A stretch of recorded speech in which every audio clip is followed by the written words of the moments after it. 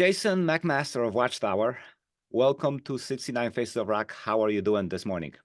Fantastic. Thank you for having me. Excellent. Jason, tell me about the recent activities within the Watchtower camp. It's been over a year ago now, but a wonderful man by the name of Christian Larson, who is an organizer for a fantastic American Texan down in Houston, Texas, South Texas, organizer, co-creator for a festival that mirrors something as great as Keep It True in Germany, called Hell's Heroes. And I believe that they're looking at about a decade of annual shows, festival, the Hell's Hero Festival. So it's been around a little while. It was my first time playing there, and I can't think of a better way to be on their stages than with Watchtower, because they had Solitude Eternus, they had Hellstar, they had there was a major Texas contingency for obvious reasons, but they also had Candlemass and Cauldron and Midnight, and it just goes and goes and goes. Last year they had Tom Warrior like headline two out of maybe all three nights, because Tom has, Triptychon and Triumph of Death, etc. I think he did a Hellhammer set, he did a Celtic Frost set. So it's perfect because it brings bands like, what all of Tom's projects, as well as resurgences of doom and thrash, and it was a perfect sort of like baton to be passed to Watchtower. But Christian Larson, bless his soul, contacted me. We have a lot of mutual friends. He sent me an email, basically just in, something like, what would it take to get you guys to reform to play Energetic Disassembly album in its entirety? And I have a bit of an opinion, and I hope I don't come off, uh, uh, negatively when I say that I don't really like promoters suggesting or telling the bands, not just whether it's me or not, I mean, telling the bands what songs they are going to play. I prefer it to be the band's choice for the band's reasons as to why they play or do not play material. Um, but I kind of let that go quickly, because it was important to me, first, to be invited. Second, the I'll move on. The issues were immediately, it's like in my head I'm saying out loud, I haven't talked to those guys in a decade or more. The last time I performed with Watchtower would have been 20 years ago, in 2004. In 2010, a show that I booked, Alan Tecchio, was invited to, under my nose, was invited to replace me to play Keep It True in 2010, which is a gig that I booked. But that's okay, whatever, no harm done. And it's a small family, whoever's been in Watchtower, it's like, I don't know, there's a certain, it's not like, the turnover of members in Watchtower has been like, So limited. 10 or 15 people. It's a small club, so, and I love Alan to death, so I was fine with it. But the point is, that's what got the ball rolling. And then almost immediately, maybe a week after it was announced that we were to play Hell's Heroes in Houston, which just happened a week ago. Um, the phone started ringing, and Oliver from Keep It True was, calling, and there were other smaller festivals and some stateside stuff. Anyway, so we played some warm-up shows. They went great. A lot of fun putting these songs back together with the guys, and we still have a couple more shows in the books. We're in Chicago very soon, and we're playing in Houston again very soon. So yeah. How receptive were the other guys to this coming back together? Well, I find it very interesting and almost spiritual in a strange way that the day that I got the email from Christian Larson from Hell's Heroes, which, like I said, is going on a year and change, maybe a year, 18 months ago, maybe, which is crazy how fast it's just time has flown. Uh, the day that I got the email, I had maybe a few days prior, I had been invited to have lunch with a group of old friends. And Rick Kolaluka, drummer from Watchtower, was going to be there, and I was super excited about it. So I knew I was going to have, I was going to break bread with my old friend Rick Kolaluka, among other people. I mean, it was a who's who. If you know who Bobby Jarzombek is, he was there. Rodney Dunsmore from Devastation, he was there. Uh, and Christian Liebengut, as we call Swiss Chris, he was there. He was moving back to Zurich. He had been living in Los Angeles for 30 years. And so I'd run into him when I was in California quite often, but it's been a while. And so he was moving back to Zurich to take care of family stuff and just, you know, get back into his roots, you could say. And it was great to see him. I was real excited about it. And then I get this email. And so my response back to Christian was, as a matter of fact, I'm having lunch with Rick Kolaluka tomorrow. I haven't seen him in 1,000 years.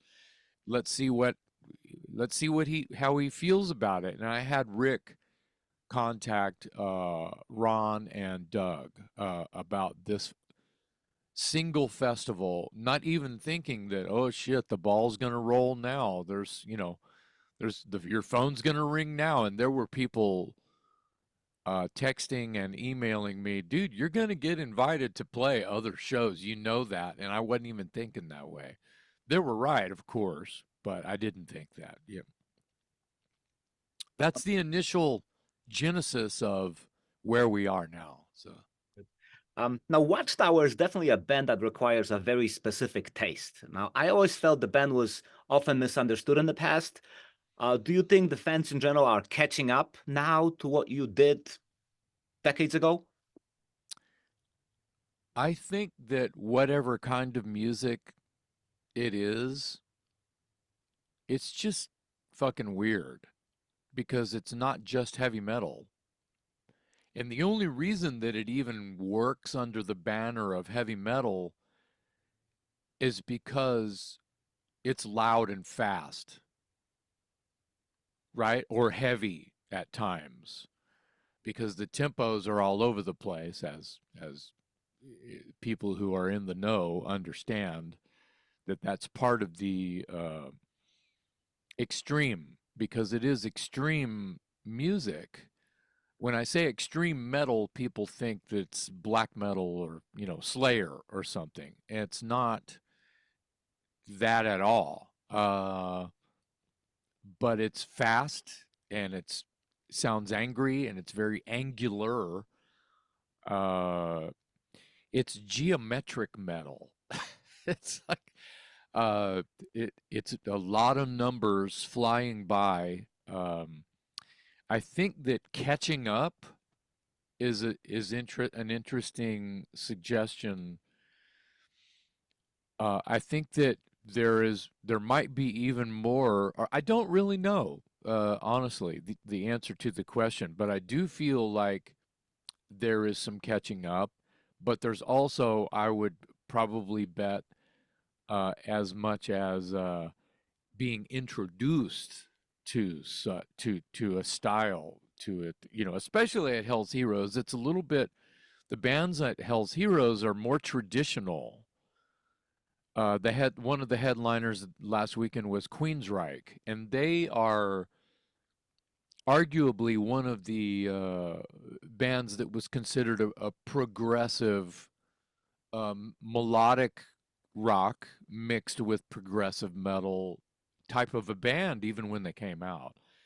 Um, and they were playing the Warning and the EP songs, and which is great. And uh, but my point is I think the answer to your question, I think that it's equal. People are being introduced and people finally catching on or catching up.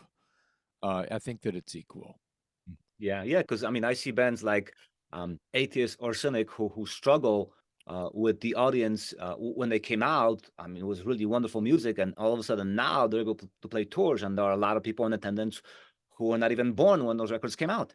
Yeah, yeah. So I think that fan base and if you play the numbers game, it's healthier now than originally because I see what you mean about the catching up. You know, um, but over time, I mean, Death has a lot of fans, and the band Death grew into this maniacal, progressive death metal band, but was so much more than just a death metal band because of the growth and the players that Chuck ended up having in the band after its inception, just throughout the years until he passed away.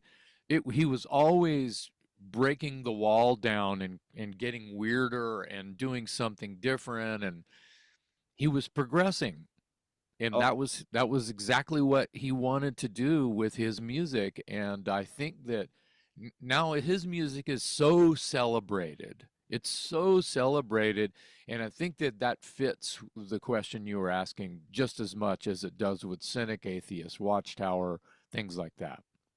um, uh, again, I recall seeing one of those tribute death shows for Death to All. yes, yes. I'm looking at the audience, and I've seen every single death show in Chicago. Yet the audience consisted of people I've never seen before. Most of them born way after Chuck died, and there was like a bit of a stoppage in the show, and all of a sudden, all these kids are chanting, "Thank you, Chuck! Thank you, Chuck!" I mean, if he was there, he would have had tears in his eyes. Yeah. Yeah. How do you, I mean, I'm choking up now. Well, I mean, he was a personal friend of mine, so I know it. Yeah. You know, Yeah, I mean, I knew him and we had great times together, but I wish I would have got to know him personally, but the times that I did get to spend with him I cherish. definitely. He would say, "Let the metal flow, man." Yeah. Yep. Yep. Jason, you yourself, you were in and out of this band several times already. What keeps you coming back? It's up to those guys. The first time I left, I had a chance to go write my own songs and do something completely different and have a life outside of Watchtower, which I at that time I hadn't had, and it was painstaking to do that because I felt like I was, in the inner sanctum, and Watchtower. I owned stock in Watchtower and had cut my teeth as a musician and a singer and had learned so much from them. So it was really hard to do that, but I had a chance to move and shake in different ways, and I took the chance, and I have no regrets. The fact that uh, any sort of surgence or resurgence or popularity explosion of Watchtower and then festivals having bands like Watchtower or older bands regroup to go play Keep It True is an obvious um, is the reason why and how the original singer gets pulled back in all the time. So that's kind of a no-brainer. So, but not thinking that that was ever going to happen. The first time that happened was in 2000. And what a glorious moment it was. And that was for Bang Your Head Festival. And after that, I mean, it happened a few years later in 2004. And so the in and out is only because of maybe popularity and the really great celebratory festivals that cater to the original idea or concept of a band, and whoever's still alive is probably going to be invited to be there. And I think that that's fantastic. It's not about, yay, Jason. It's about, yay, people who still love it and want it and know that there are going to be people there excited to be there to see it when they missed it the first time. No, the cool thing about you, at least I think that's a cool thing, that even when you were not in the band, you were still very supportive of the band and the guys. I mean, I remember when I met you in Chicago during a record signing, you were with Dangerous Toys. I mean, I walked up to you and mentioned Watchtower, and then instantly we had a dialogue, we had a connection. You weren't like, "Oh, I'm in Dangerous Toys. Don't talk to me about Watchtower." I mean, you were totally open, totally supportive, just very much in sync. Yep, that's me. It's never going to change. Yeah. The things that got you and propel you where you are. I mean, without Watchtower, I wouldn't have had Dangerous Toys. It's kind of safe to say that Dangerous Toys, as the world knows it, would not exist without Watchtower. When you really line up the dominoes and how they fall, they're only going to fall one way. It's mass and theory and space and time. Uh, I I already said it. I cut my teeth. I learned the things that I know how to do vocally. I learned in Watchtower, playing small rooms, backyard parties, people's living rooms, high school. I mean, Watchtower started in 1982 for fuck's sake. So it's kind of, I mean, we were almost children. We were pretty much children. So the things that you learned from those uh, from those times, you're under development. You're learning about your soul and yourself and how you're going to, the kind of person you're going to be. You have no idea, but it's music is your language. It goes forever. The things you learn and the things that influence you and the people and the musicians who you are under their wing, so to speak. Uh, you never forget it. So people who are shunning past uh, accolades, trophies, or like embarrassed by something that was really had a lot of footprint and fanfare, to like push that aside and go, no, we can't talk about that here. That's a little unfair to yourself. I agree. I agree. And weren't you even the one who suggested Watchtower gets Alan Tecchio when you left? Fuck yes. Fuck yes. Can't beat that, right? And even on a different kind of level, uh, they had my best friend Mike Solis take over for a while before they were able to get Alan to basically move into play. Before the Control record came out, they had Michael Solis He did a track. from Militia. He sang on, ironically, the song Dangerous Toy, which was on Doomsday News, I believe it was called, on Noise record, a compilation on up and coming artists to be released to release full length records on Noise International. And Yeah. So, and he's my best friend, Michael Solis. And so while I was off globetrotting at home, they're like, "Hey, Mike, come sing with us for a while. We want to do some shows and stay busy, and we got to move. We got to keep moving until whether they knew Alan was coming down or not. Because as soon as I was out, I was calling Alan. I was going, "You need to come do this," and he couldn't do it at first. I recall. I think that the lore of the story is Alan was still had ties with Hades and had played went to Europe with Hades and then came back and called me and go, what's that phone number again?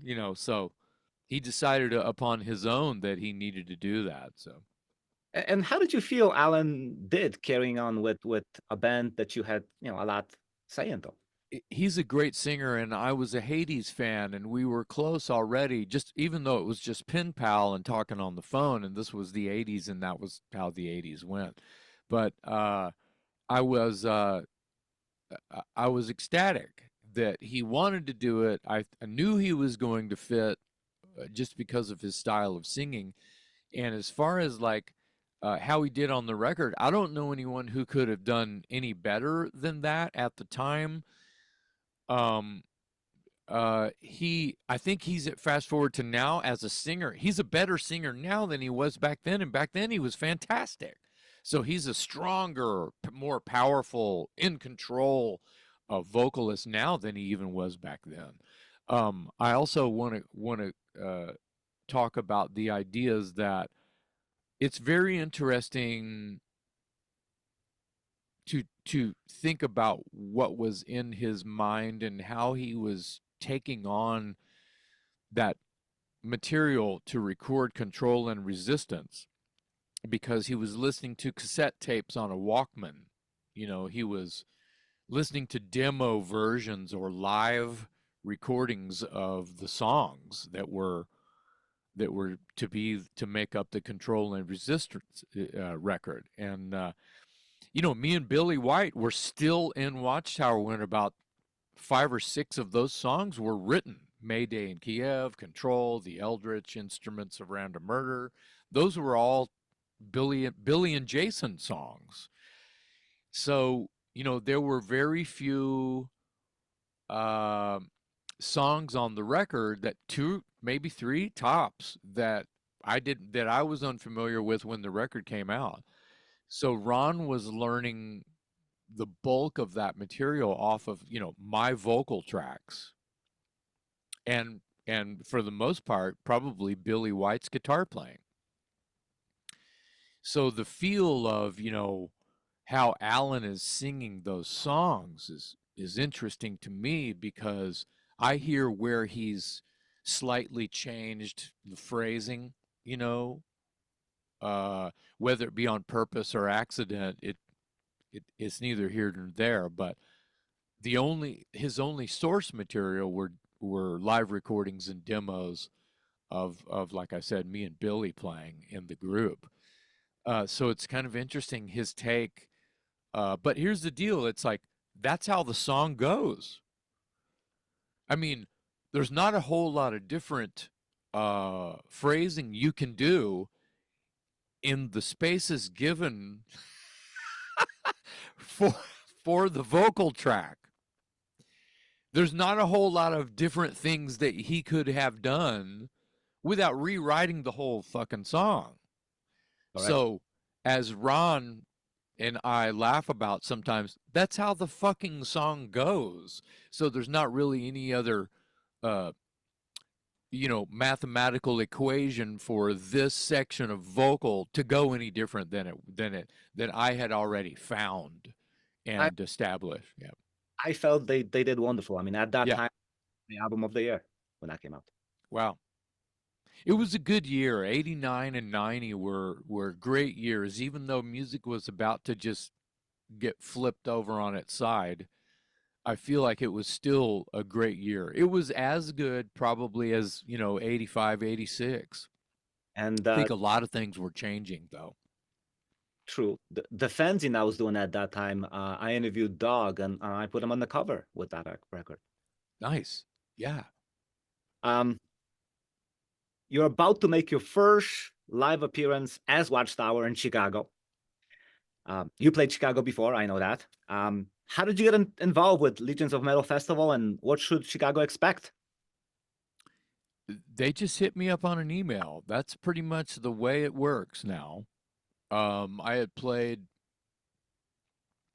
Ragnar's with I played that festival with Igniter. So I know Reggie's. I've been there a couple of times. I love the venue. But yeah, those guys just reached out.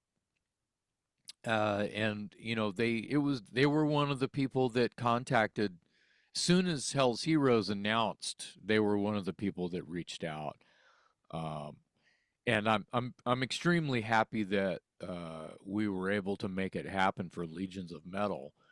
It almost, and those guys don't realize this, but it almost didn't happen uh, because of availability is really the reason Watchtower sort of lies dormant. Its availability with scheduling for all of us. Some of us wish Watchtower was on a tour, but financially it doesn't really it cannot work because the funds that we kind of need to make in order to pay bills is we can't leave the house and come back with no money. True. You know what I mean? We have to stay working at whatever it is that we all do in order to continue to thrive with our families. If we were just go, fuck it, we're going on the road and come back and like can't make ends meet, we're just older gents now and it doesn't make any sense to do that. We don't need to do that because we're on fire with the spirit of rock and roll. I mean, we are on fire with the spirit of rock and roll, but if it makes sense between four people. Yeah. So you have to kind of think about you have to get all the chips in one basket. They all have to kind of work together to make it happen because we've had other offers that we just can't, when they offer the date of their festival, we look at our calendars and we go, sorry, I'm somewhere else. Can't do it. So we got lucky.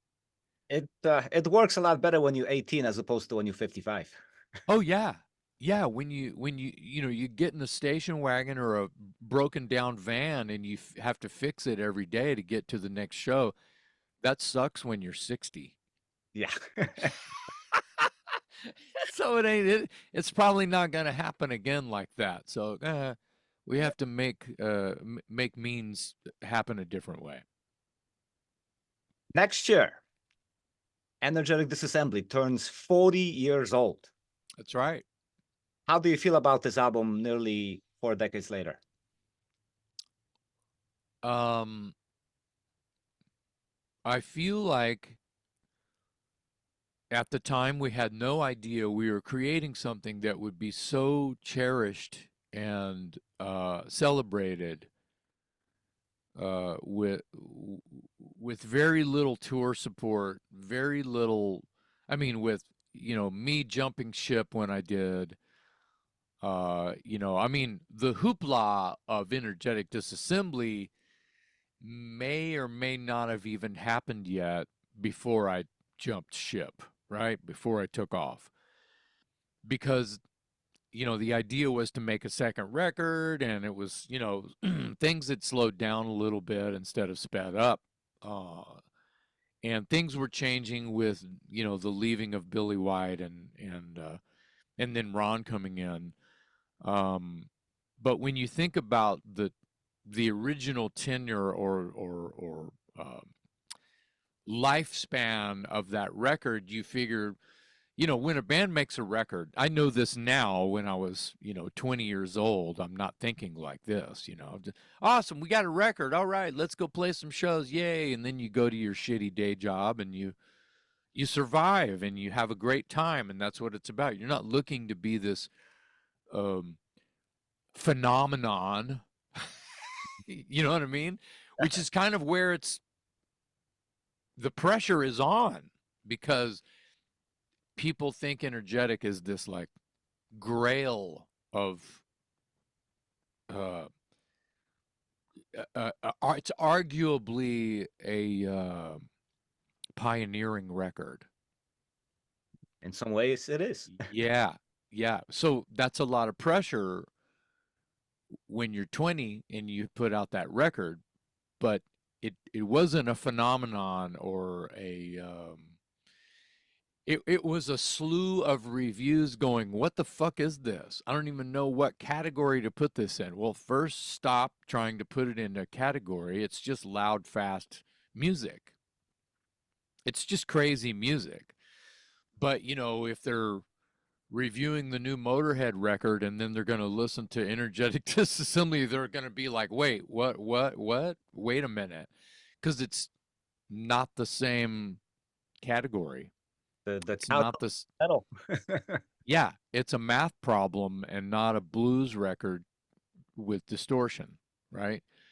And Motorhead's one of my favorite bands. I'm not slagging blues on speed, you know. I love blues on speed. I want to be in Motorhead, you know, but the point and you know, the flag has been waved and so many people championed the Jason McMaster Watchtower, you know, the energetic disassembly. So many people in the underground have championed it and who are now not in the underground. You know, Chuck was a king of the underground and he championed that record He his loved, whole loved, like you would not describe how much he loved your band. yeah. I realize that. Don't make me cry. Mm. Um, I remember being with him on Human Tour, like maybe 2 dates. Mhm. There were quite a few Watchtower T-shirts. That's like 1990 on Yeah. that. Quite a few. Yeah. I think I gave him my Watchtower shirt collection. I'm pretty sure. So, he was championing that record as well as everything that the band did, even without me. And another champion of Watchtower is Gene Hoglan, of course, who is in the death camp, you know, and is also out there celebrating Chuck right now. He is a big fanatic of the band as well and always gives credit to Watchtower starting something that is highly popular, sensationalized version of Watchtower with other bands. And we were at the beginning of that whole movement. And he talks about it still in interviews today.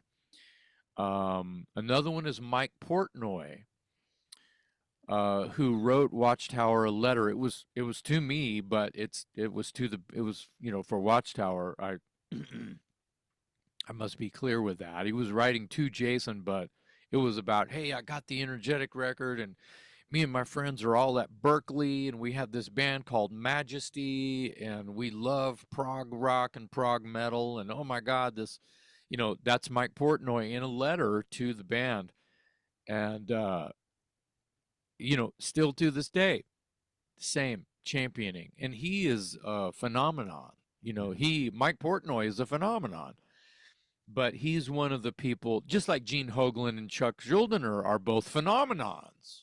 Absolutely. They're excellent musicians. They're men of their word. They are true humans, and I couldn't think of a better trio of people that have championed and continue to champion energetic disassembly, but also just Watchtower and the concept.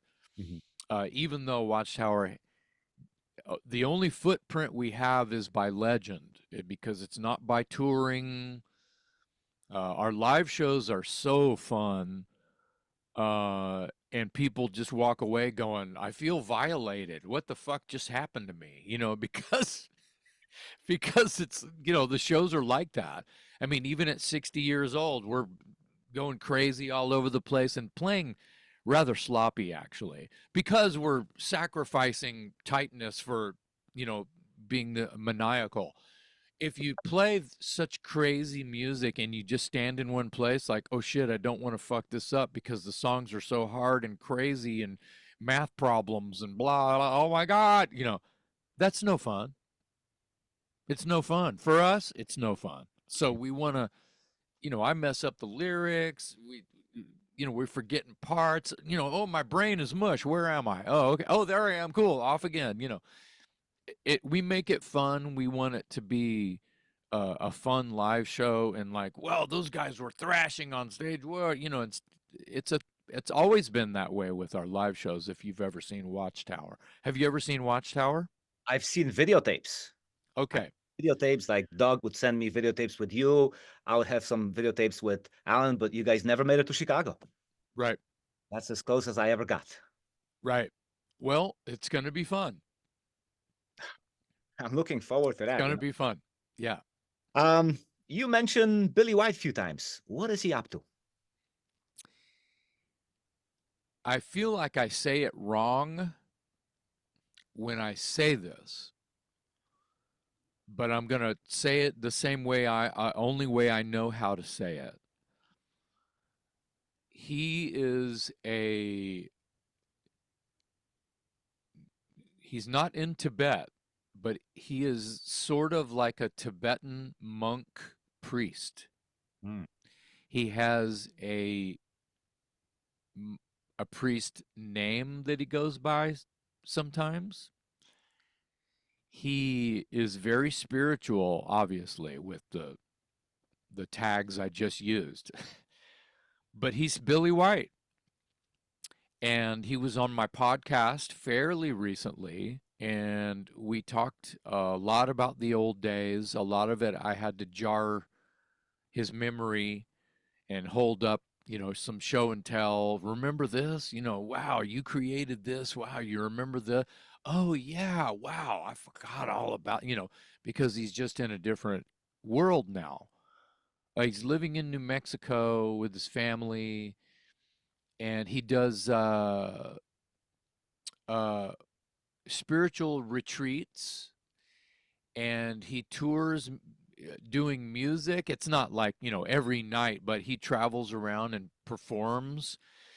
He does perform with other people. It's been years ago now, but it wasn't, I feel like, 10 years ago. It might have been 10 years ago. He was touring guitar player for a guy out of Austin who's been around forever, uh, Alejandro Escovedo, Okay, I heard that. which is like a singer-songwriter, kind of hard rock, but kind of like a punk rock Bob Dylan meets Bruce Springsteen, kind of, storytellers, kind of a rock music.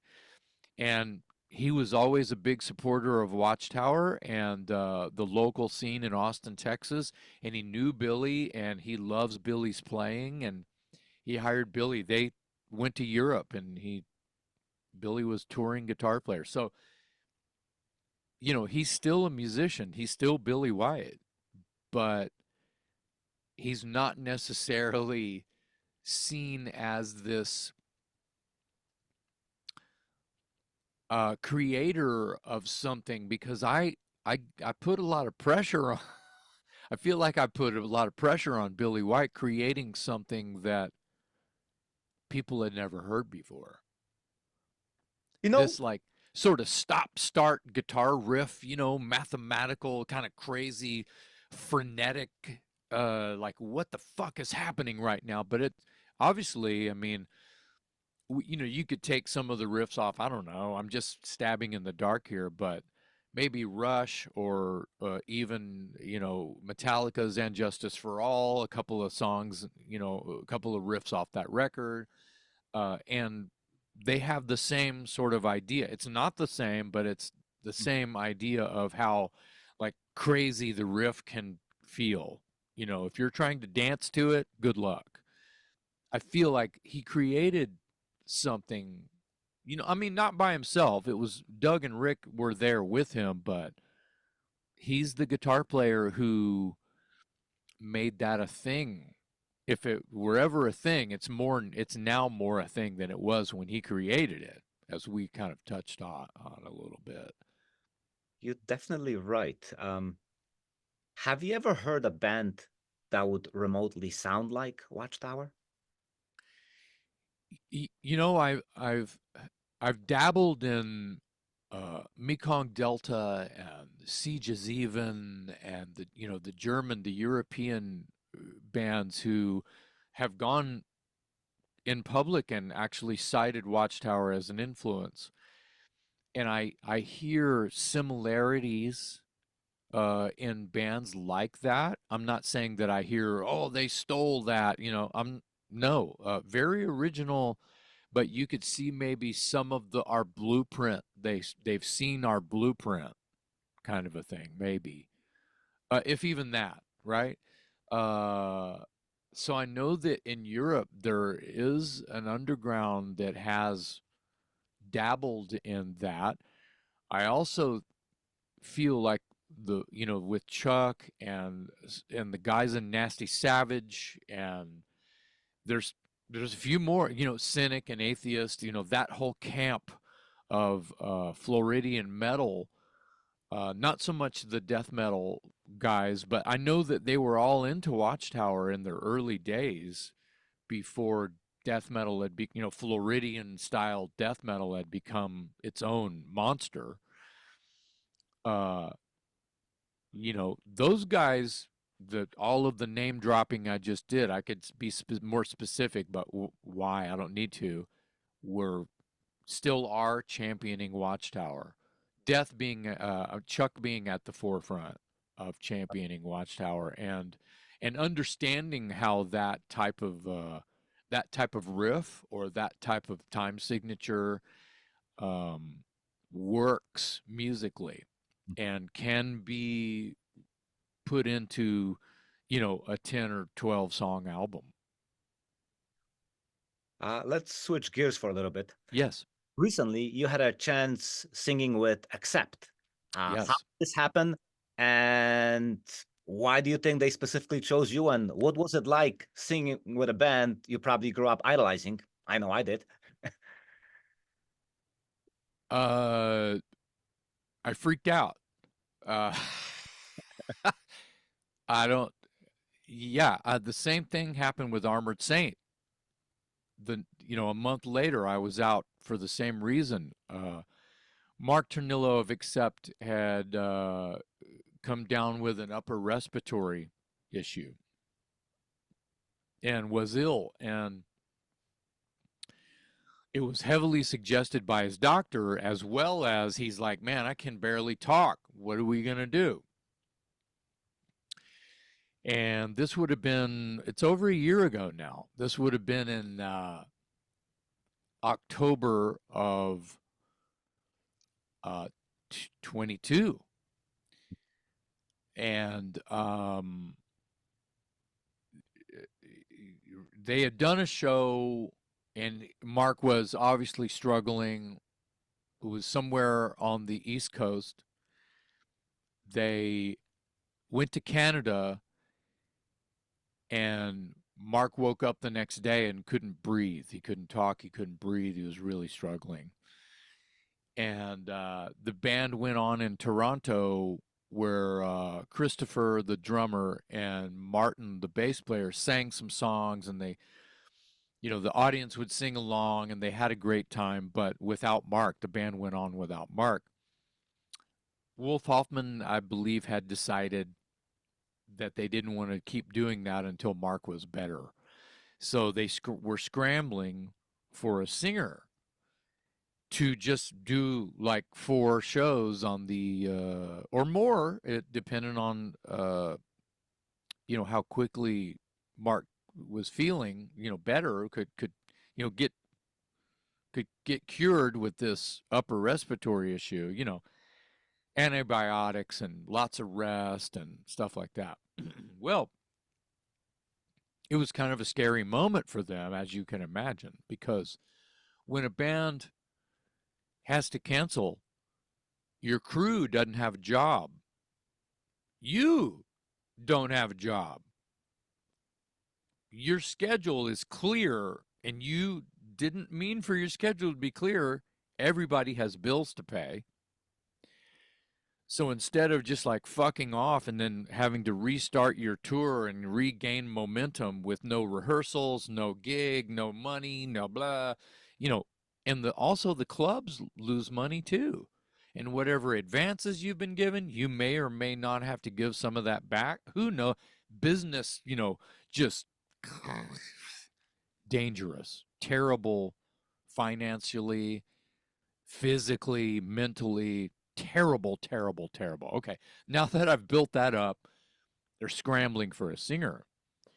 There is a short list of singers they're thinking about as they're brainstorming. They're thinking Ripper Owens, they're thinking Sebastian Bach, they're thinking Bobby Blitz Ellsworth, they're thinking, all of these kick ass, completely awesome singers who could come in and do a great job. And there might have been a couple more. Oh, Todd from Riot, who sings, he's a melodic rock singer. He doesn't have the grit that probably Ripper could do and Sebastian could do, etc. And Bobby Blitz would have been perfect in my eyes. Bobby Blitz would have been perfect. He's already there. He's already on the East Coast. He's friends with Mark. I don't know why his phone didn't ring off the hook. Come on, dude. Come on. He was in the studio. They were working on shit. He couldn't do it. Ripper was in Australia. I'm not quite sure, but Sebastian's name was on the short list. And so the phone, Wolf called this guy, Ed Aborn, who drums for a Floridian band called Siren. Do you know Ed? Yeah. Yeah. So Ed's great. And I didn't know Ed yet. So he started calling around, but he called Todd from Riot. And Todd was like, I can't do that. I don't feel good doing that. And I think he was busy doing other stuff. So Todd calls or text Don Van Stavern from, his bass player in Riot, who's Don's a friend of mine. He's one of my closest friends that I've known since 1982 or some shit. He was in San Antonio Slayer with Ron Jarzombek. It's a whole army of Texas metalheads. And Don texts me. He goes, "Hey man, can you sing Accept?" This is on a Tuesday morning. I remember it very well. He goes, "Can you sing Accept?" And I'm like, "What is this? It's a text message." I'm like, "Is this a joke? You know I love Accept. You know I can sing it. You've heard me sing Accept. Of course I can sing. Why are we? I'm laughing. I'm going. Why are we? This is a cryptic message? Are we forming an Accept tribute band? Because if we are, I'm totally in. What an awesome idea! I'm totally in. He's like, "No, they need a singer. It's sick. Mark is sick." And I'm like, "Oh my God, that's terrible. Wait, what? They want what?" So he got, "Here, call this guy," and it was Ed Aborn's phone number. Next thing you know, I'm not even calling Ed. I think he's calling me, and I'm like, "Ed?" And he's like, "Yeah, hey man, nice to meet you. Da da da da da da. Can you do this? Are you available tomorrow? Can you fly out tomorrow?" I'm like, "Wait, no rehearsal?" "Nope, no rehearsal. Just show up and start singing." I'm like, "Holy fucking Christ." I'm like, how am I? And also, I was getting over. I was kind of still sick. I was getting over an upper respiratory thing, and this was still kind of the scaries of COVID. A couple years ago, people were still like hacking up shit. "Oh, COVID! You got COVID!" When it's not COVID, it's just the scaries, right? Fear based. So, because I wasn't taking any medication. It was just, I was hacking up shit, allergies, that time of year, you know what I mean? November, October, starting to, coming out of spring. It's like, things are different in the air, in Texas anyway. And I have bad allergies anyway. So I'm on the phone with Ed. Fast forward, I'm on the phone with Wolf. And Wolf's going, "Yeah, we kind of need someone like right now." And I'm like, fuck. And it's like, man, I have a job. I don't know if I can do this. I'm still kind of sick. And he's like, oh, shit. And I said, look, let me call my boss because I have a fucking job, you know. I mean, I'm a music teacher. I'm playing rock and roll with students all the time. I love my job. And anyway, it's the best. Anyway, let me get a hold of my boss and make sure that this is even doable at all and make them kind of understand that this is kind of a legendary thing. You know, this is serious in my heart, in my metal heart. Metal heart. See what I did there? Metal heart. Okay. So my boss said, "Oh yeah, you need to do this shit. You need to go do this." And they're championing me. Yay, Jason, right? My work wants me to go do this. And I'm like, "Awesome. I knew you were going to see it my way. I knew you were going to be the cheerleaders I need." Called Wolf back and I said, "I'm good to go." He's like, "Okay, let me move some things around and I'll call you back tonight." He goes, "In the meantime, do whatever you need to do. I'm going to send you a set list right now." And I was like, holy shit. So the rest of the day, I was listening to Accept songs, old and new, uh, printing lyrics out, creating. I still have it's almost an arm's reach. I almost want to go get it and hold it up to the camera, but I still have, I call it a poor man's teleprompter. Like the Basically, Ian it's a Gillan, binder. Say what? Ian Gillan style during Born Again. Got to do it. Yeah, you got to do it. It's a binder, uh, and all the pages are, the lyrics are in giant black font, huge, all capitals. So because I'm blind, so I can see them from at least 5 feet away, right? Where I don't have to like hold it in my hand or, just print it out is not going to work. And they're in plastic page protectors, and I can turn the page with my foot, and I have a book light shining on it. Anyway, it's a poor man's teleprompter, and I have that on the monitor line like a lot and I'm in a lot of bands, so I have a fucking library of those things. Anyway, and now I have an Accept one, right? Which is weird. And so I'm just studying the lyrics as best I can, and I get on a plane at like 5 o'clock in the morning, and I fly to Pennsylvania to do a show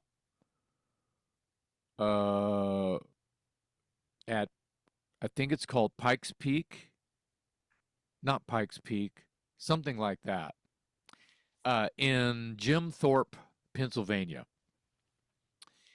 And the band decides to do the whole set as a sound check. Some of the okay, you just got here. Let's wear out your fucking voice before you have to do all 18 songs again tonight. I was game for it. We did it. Some of the songs we only played like a verse and a chorus, but we did all 8 versions of all 18 songs. And there were smiles all around. They were happy. I was happy. I was a kid in a candy store. I was extremely humbled because I'm a fan. I'm a fucking fan, and here I am on stage with Accept going, holy shit. And not to dumb it down, but Wolf is the only original guy. But these other guys in the band, I mean, it was Uwe Lulis from Uwe Lulis is a German metal legend. He was in Running Wild. Yeah, I think Gravedigger as well. Yeah. No, I'm sorry. He wasn't in Running Wild. He was in Gravedigger. Thank you for correcting me because I was sadly very, very, very wrong there. Gravedigger. And, he's a legend. And I didn't even know he was in Gravedigger until I got talking. I'm like, hold, wait a minute. Did you just say Gravedigger? So it was kind of like this. I was like, there was so much going on in my brain, as you can imagine. No rehearsal. some of these songs I hadn't even heard before because in all honesty, I'm not up on the Mark material as much as I am on the Udo material. Watchtower used to cover Accept all the time. So the show was, I think, pretty successful, being that there was no rehearsal or anything, and that I had been up all night on an airplane, whatever. And I actually had those guys call Mark and put Mark on the phone. So I'm on Wolf Hoffman's phone talking to Mark. Because at that time, I didn't know Mark. I had never met Mark. Another legend. Mark Turnillo is a fucking legend. He's an East Coast, New Jersey heavy metal fucking legend. So I'm on the phone with him, and I'm going, dude, I just wanted to hear your voice and you hear mine. We've never met. This is your gig. I'm gonna do my best to praise you and champion you. I just want you to know that, I'm here for you, and whatever capacity you need me and that the band needs me. I just wanted you to hear me say this and not get it through second hand news from Wolf or whoever. And from that point, me and Mark are thick as thieves. He's such a good dude. And we did that gig that night with just me. The next morning, the East Coast promoter, which I don't know from Adam, probably a swell guy, don't know, was afraid to continue the rest of the shows that week, which were 3 more shows that I was at least scheduled to do, with the contingency, the possibility of more depending on Mark's health. He said, if Mark's not there at these shows, I'm canceling them. Like a threat. So what do? They have to call Mark and go, dude, there's a threat saying that these shows are canceled if you're not there. And Mark's going, fuck it, I'll do it. I'll come, I'll be there. But I'm not 100%. I'm still, I'm still having a rough time. So what the band did. Oh, and by the way, I'm waking up the next morning and opening my phone with one eye open, still asleep in the bus. And I'm looking at my phone and I see this press release, Mark is back, and I'm like, am I going home? Okay, I guess I'm going home. And I stick my head out the curtain of my bunk, and Uva's there, and I stood up to talk to him, eye to eye, and I said, Uva, is everything okay with Mark? Am I cut to the chase? Am I going home? And he turns to me, because he was busy doing something. He turns to me and he goes, wait until we talk as a band to figure out what's going on, but you're not going anywhere. And I said, that's all I needed to know. So straight shooters, and I appreciate that. But what ended up happening is those next 3 shows, me and Mark were tag team. He would sing a few songs, and then he'd announce me, and I'd come out and sing a couple of songs, and then he'd come out and we sing one together, 1 or 2 songs together, and then I would leave and he'd sing a few songs, and so we would tag team throughout the whole set, and we would end the show together as 2 singers. And man, there's photos where there's 3 guitar players, so there's like 7 dudes on the stage. It's fucking crazy. It's like this fucking metal army, it's like, oh fuck, and Mark on one end and me on the other, and then 3 guitar players and a bass player in between us. It was just like fucking, it was like a tank. And it was so fun. But we did those last 3 shows like that. To finish in the same breath, 3 weeks later, I'm on the phone with Joey Vera from Armored Saint. The same fucking thing happened to Armored Saint. And I went out to the Eastern Seaboard again with Armored Saint. Again, no rehearsal. Get on a plane. I think I flew into Baltimore So I did Baltimore, Boston, and a couple of gigs in New York. One of them in New Jersey and one in New York, I believe. And that was so fun. And this was only about half the songs, 9 or 10 songs, because they were supporting Wasp. Oh yeah. And a couple of those shows were sold out. Unbelievable. And again, John Bush was there with me the whole time. So he's actually announcing me. He's coming out going, yeah, man, I'm still under the weather, and how's everybody doing? And that's awesome. But my buddy Jason's here, and he's going to fill in for me, and it's going to be fun. He's going to kill it. All right, Armored Saint, you know. And then he'd be off to the side of the stage, no pressure, watching me sing his fucking songs. And I'm like, oh, fuck, John's looking at me. Yeah. But I love John Bush. How could you not? I'm a huge fan. I've been kind of friends with those guys like forever. So that was really, I really wanted to do that one. But the funny, if there's anything funny about it at all,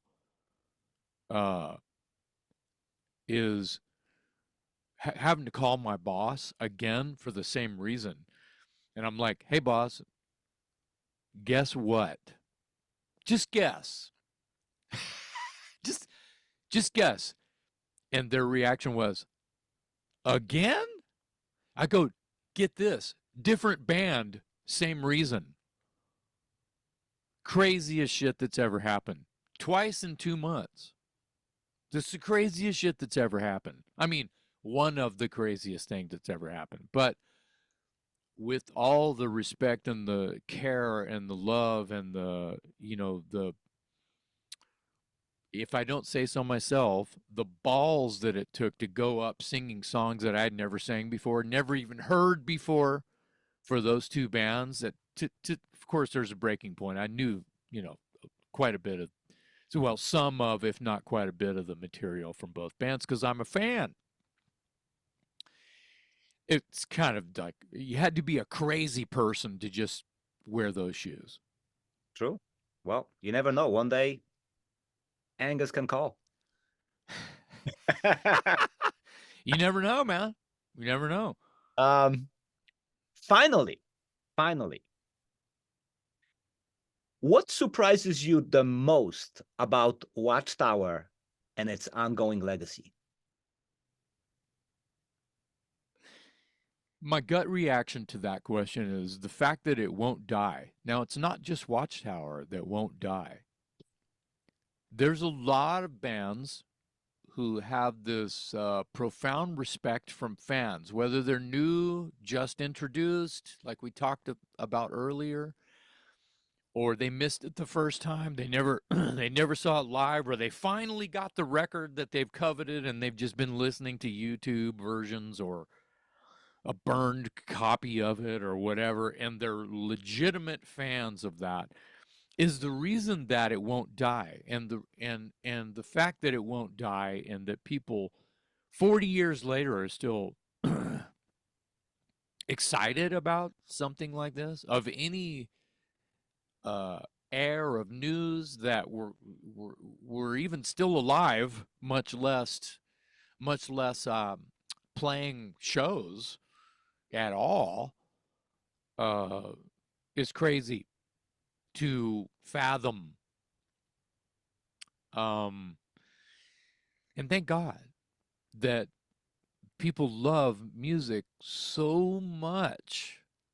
They love art so much that it makes them legitimately feel whole and happy and something to get out of bed for, to celebrate their lives with their friends and talk shop about and collect.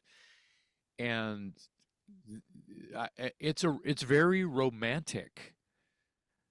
The whole thing is very romantic. To put a word on it, they're attracted to it. It's romance. It's oh my God, you know, I mean, a 60-year-old man is excited about a hunk of plastic. Oh my God, this is they're playing live. What? I mean, to like react like a kid who just was handed a candy apple or a cotton candy or a you know, a Slurpee or or a new toy.